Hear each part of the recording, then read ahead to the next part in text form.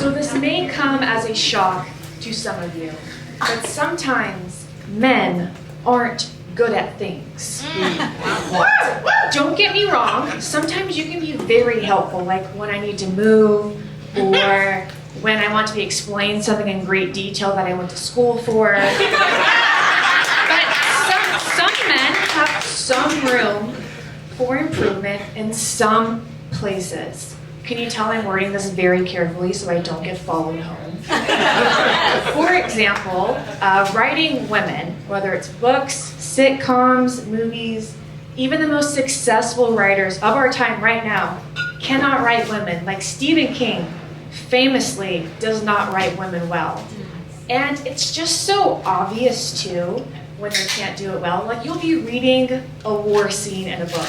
Like people are literally dying. And you'll come across a sentence that's like, she breastily jumped from the helicopter. Her hump was bouncing, looking fertile. This is a World War II novel. We were in an 8th grade history class. Why is this an assigned reading? This is going to affect me fundamentally. I'm still developing. So I've come up with a few tips, 3 gentle reminders for men who want to write women, just to help them out.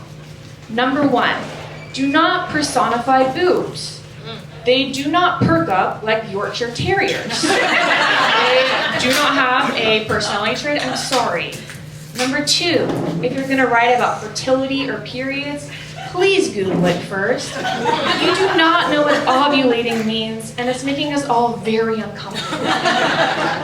Number 3, if you're going to write a female character and she has more male attributes, like she likes to watch sports, so maybe she's into wrestling, don't write a scene where a guy looks at her in awe and she looks back at him like, what? I have 6 older brothers growing up.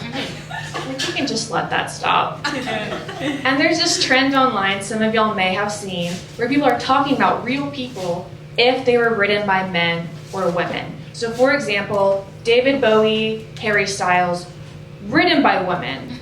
Olivia Munn, written by a man. Most Trader Joe's employees, written by women. So I was very introspective and I thought about myself and who I am, and I came to the conclusion that I was written by a man. It was deeply unfortunate. For starters, I realized I've had very little to no character development in my life. I'm also a writer. That's not a real job. That's something they invented for Sex in the City. I'm also 24 years old and I don't know how to ride a bike. And that just feels like something a man invented so that the male character can later teach me how to ride a bike, and it becomes an allegory for me like letting my walls down and finally starting to trust the leading man. And even prescription reactions feel like they were written by men for me. Like for example, a few years ago, I was prescribed a prescription. Let's not be specific, okay?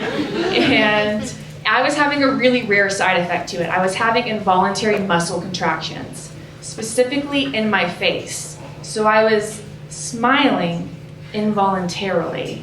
And that just feels like something a man at a BP gas station did to get back at me for not smiling back at him.